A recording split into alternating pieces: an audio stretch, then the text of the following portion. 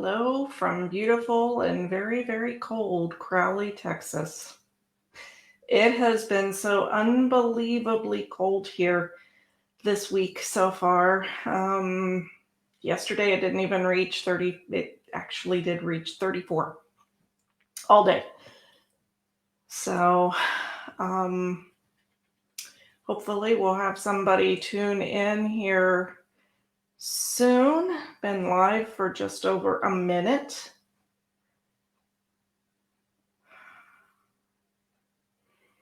For anyone that may tune in after this is recorded and posted, I need to remind you to go to your settings and click on Allow Streamyard. That way you can post some comments afterwards.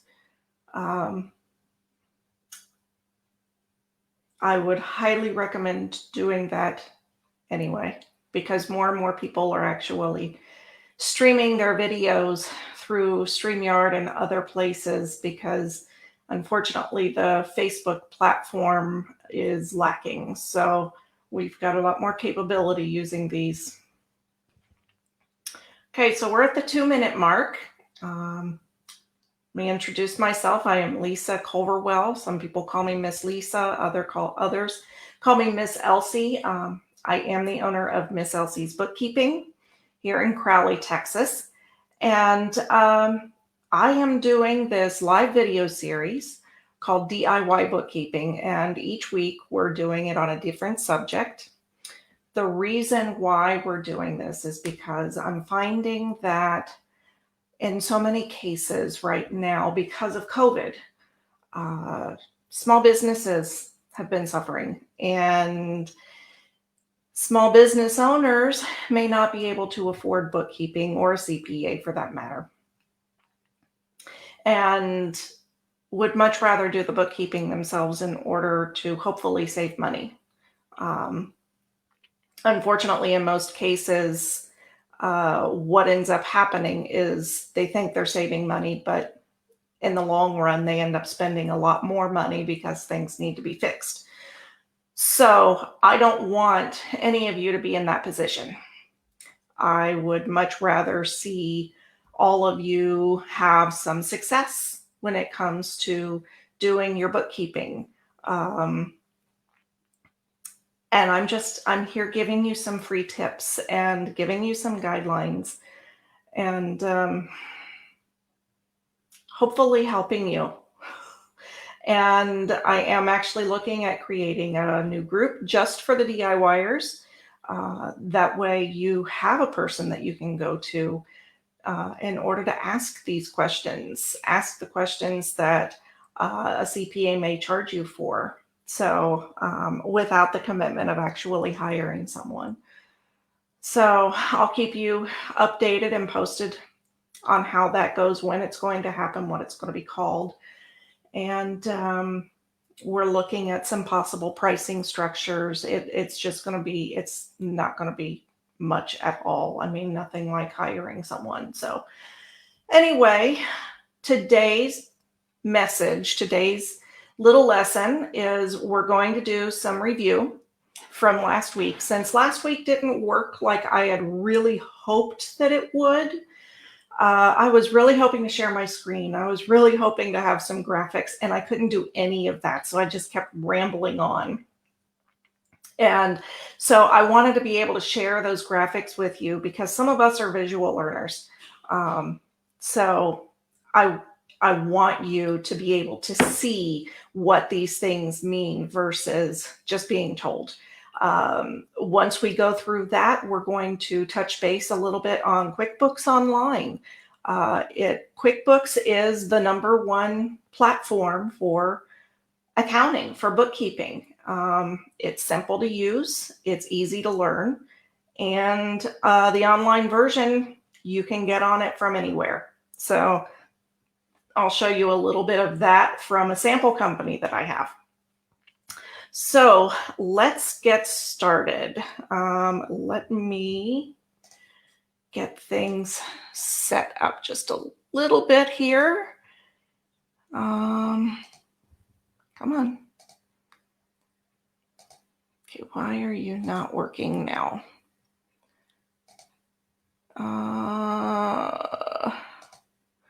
Bear with me. It has been a long time since I have, there we go. Why? Okay. Since I have used publisher, or not publisher, but this software here. So, okay. So let me share my screen.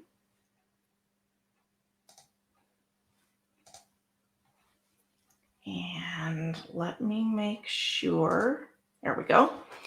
Okay, so again, this is DIY bookkeeping. We're doing QuickBooks Online, but first we're doing an overview of the COA. The COA is the chart of accounts. We as bookkeepers call this the COA when we're in a hurry, when we're in a rush, and we know that as fellow bookkeepers, when we say COA, everybody knows what we're talking about. So here we go. We're going to start off with assets. What are assets? Assets are things that you own, plain and simple. But there are different types of assets. There are current assets. What current assets are is basically something that you own, but it's short term. Inventory is an example. Personal loans to an employee. These are not personal loans that you get from a bank. These are personal loans like an employee needs tires for their truck because they had a blowout on the way to work. Things like that. Prepaid expenses. We'll get into that on in another class. Allowance for bad debts. What that means is a bad debt is whenever you have billed a customer or a client and they don't want to pay you, or they can't pay you. They've filed bankruptcy, or they're late on their bill, you can't collect. And you decide that you're going to write it off. That is a bad debt. Development costs. So if you're trying to develop a new product, there's a lot of cost involved in that, whereas that cost might be in materials, that cost might be in research and development. There's all kinds of different costs that go into it. And finally, investments. Investments, they are assets, but they're short term because they're constantly fluctuating. The next are fixed assets, which would be known as long-term assets. These fixed assets are things that you're not likely to change them periodically or frequently. So we're talking about things that you own, like buildings, land, vehicles, leasehold improvements, which would be the improvements on your building, machinery and equipment, forklifts, things like that, the big, heavy equipment.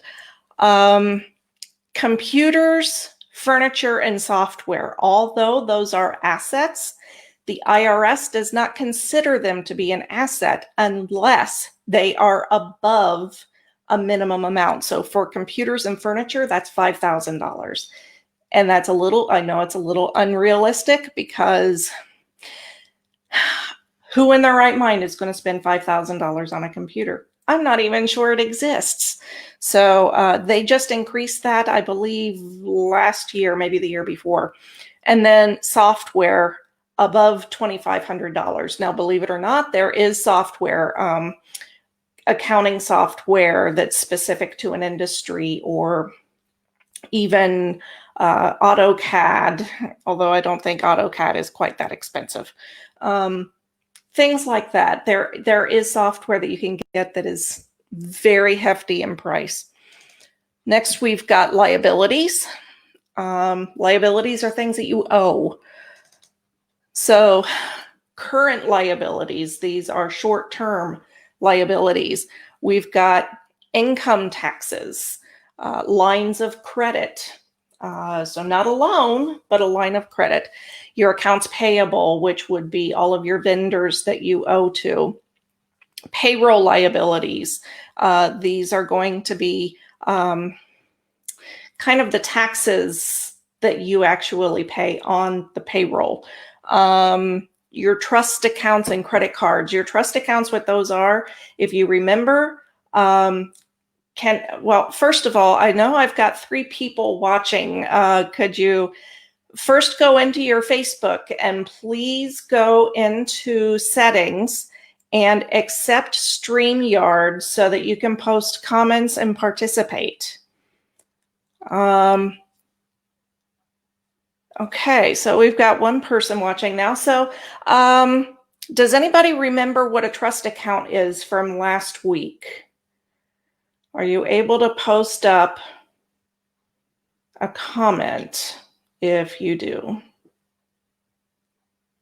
Okay, so a trust account is basically like a security deposit. When you think of an apartment, you think of an apartment or a retainer. I'll use an apartment because everybody knows what they are. They know how it works. So an apartment, for the most part, people will take a security deposit. And what this is you are guaranteeing your place in that apartment. So when the landlord receives it and they accept it, they are saying that that apartment is yours. The landlord is not allowed to touch that security deposit. It does not belong to them. That money is still yours. However, you do not get that deposit back until you give your notice to move. And it's usually 30 days, 30 days after you've moved that you receive it back. But if there are any repairs that need to be done, the carpet needs to be replaced because there's burn holes in it from when you lived there, or there's smoke damage from the fires in California, or who knows, any kind of damage that may be done to the apartment when you lived there that have not been repaired since you left or before you left, the landlord can keep that portion of the security deposit and then return the remaining balance to you.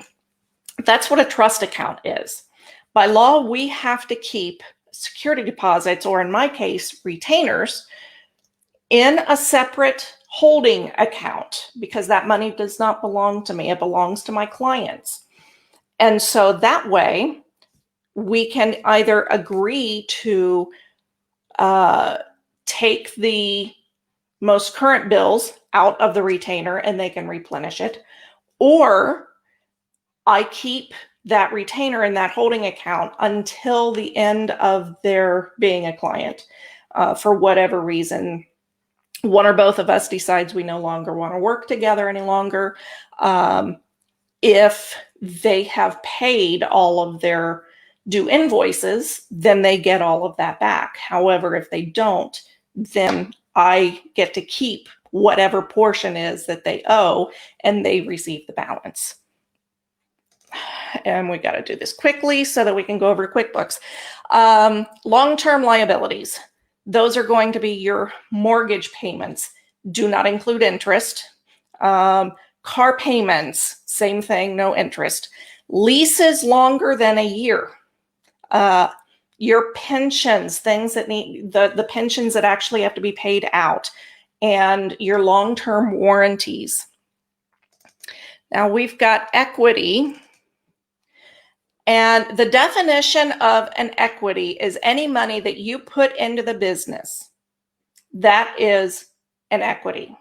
So any money that you put in is called owner's equity.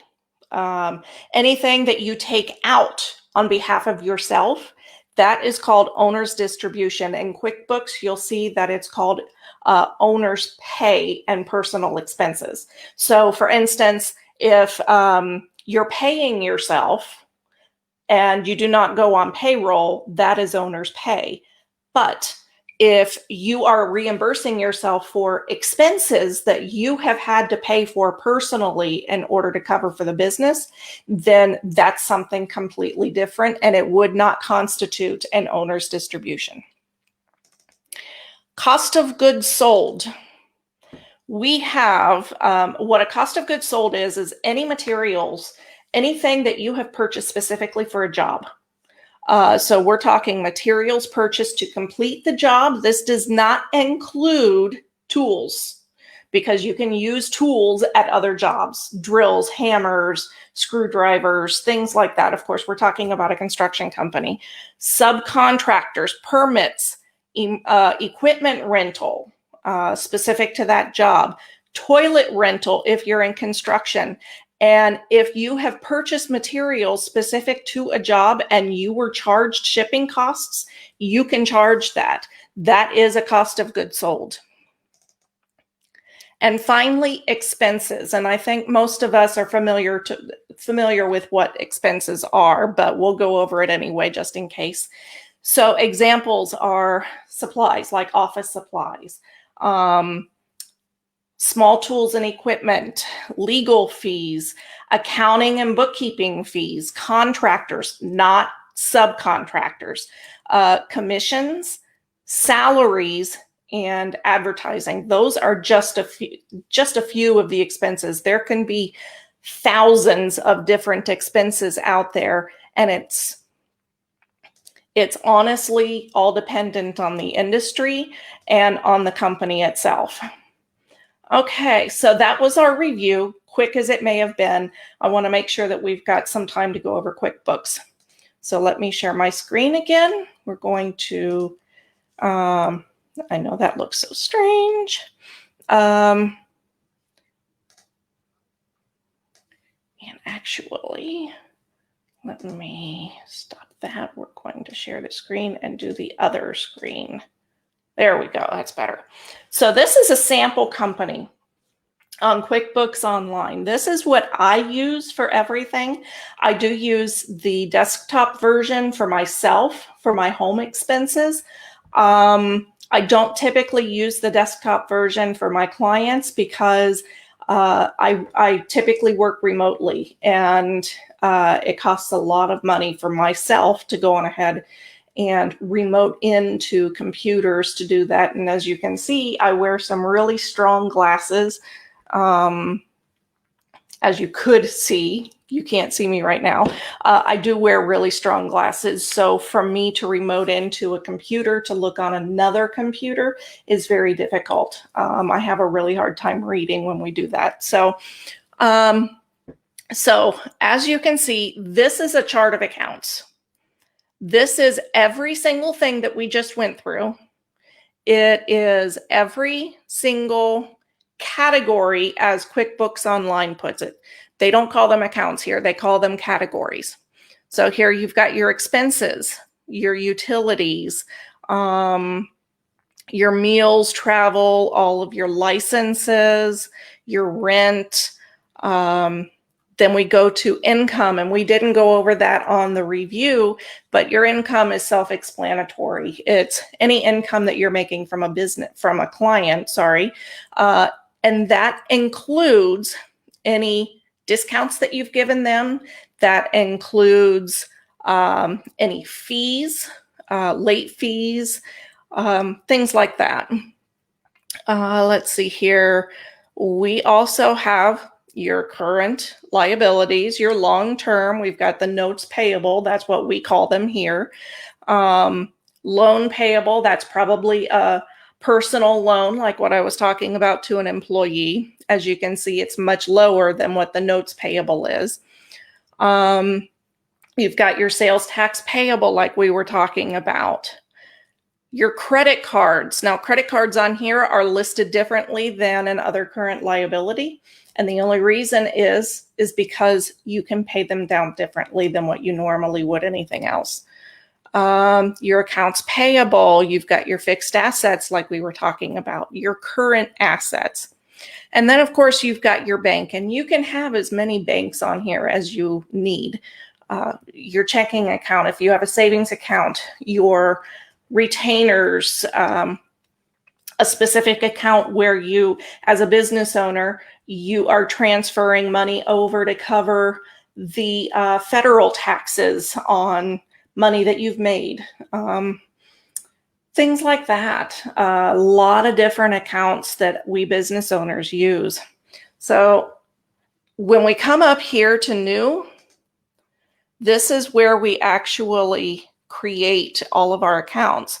So we've got the bank is always first, always comes up number one. And we've got all kinds of different things here. Your accounts receivable, which is, of course, any money that is owed to you by customers. Your current assets, fixed assets. Other assets are typically, they're a lot like the short-term or current assets, but these are for more like amortization. So the interest amortization on a loan. We've got the long-term liabilities, income, other income for dividends, interest that you've earned on a bank account, other investment income, any tax-exempt interest that you might have, especially if you are not a 401k, a 501c3. Other expenses. Amortization, again, we've actually got two different kinds. You've got your two different kinds of amortization and two different kinds of depreciation. Exchange for a gain or loss on your dividends, on your stocks. Home office expenses, your homeowner rental insurance, things like that. And whenever you choose something, it's actually going to change the name to it. But you can change the name to absolutely anything that you want. QuickBooks will actually give you a set of accounts, no matter what industry you're in. And this set of accounts is, for the most part, going to be the same for every industry. But they're all going to be hallmark accounts. It's going to be your office supplies. It's going to be your meals. It's going to be your prepaid expenses. Actually, no, I take that back. Prepaid expenses is not included. It's going to be accounts receivable, accounts payable. There's about 24 or so different accounts that QuickBooks will give you. And it's up to you or your bookkeeper to go through those and figure out what you need. Now, if you do hire a bookkeeper to do all of this, I know that I'll tell you what I do. As soon as I begin engaging with the new client and we've onboarded, I actually schedule a call or a Zoom meeting with the client so that I can go over what the chart of accounts should be if they've got a brand new account or if we need to rework those chart of accounts. And I want to make sure that every single thing that's in here pertains to them and only them. I don't want to see multiples of the same thing. And I want to make sure that the client understands what every single thing is and what goes in it. So for instance, I happen to know someone that places all of their materials for their clients in expenses instead of a cost of goods sold. So I want to make sure that the client or you understand where everything is supposed to go. Because believe me, putting something in the wrong place could mean bad things, very, very bad things for the business. It just depends on what it is. Here you'll see back on the screen, there's a little box here that says is a sub account. So let's change this to expenses. I want to click that and it's going to show me every single expense. What this sub account is for, excuse me, What this sub-account is for is if you want to track specific things. So let's say you have a lease for your business and a PO box, but you don't want to put them under the same thing. You would create a sub-account. So let's click on that. We're going to type in office space. And then we're going to click Save and New. And you'll notice that it stayed here. This is not correct, but we're not worried about that right now. And then this is going to be post office box. And this will be rent. So now when we come down here, you'll see we've got office space and post office box. So what that's going to do is it's actually going to show you how much you spent on both. And then underneath, there will be a total for everything rent. So it gives you the subtotal, and then it gives you the total just for those, just for that group of accounts. So I wanted to show you the chart of accounts on here so that you can see exactly how it works. I am going to show you one other thing. We're going to go to reports, and we're just going to touch base on this. We're going to go over the reports on a later date. But your profit and loss is actually what's going to show you your income and expenses. And you will see everything that was spent. Obviously, we do not have any numbers in specifically for which rent it is that was paid out. Okay, so building lease. So let's actually put that in quickly. I've only got a couple more minutes for you here. So this is going to be office space. Yes. And now we're going to go back to the summary report. Now you see here, we've got office space with a header, rent or lease. And then it gives you the total for the rent or lease. And so that's what it does. It gives you the subtotal if you've got multiples here, and then it gives you the grand total for that entire subject, for that entire heading for the rent or lease. So I just wanted to touch base on that so that you could see where those chart of accounts are going to show up on the report.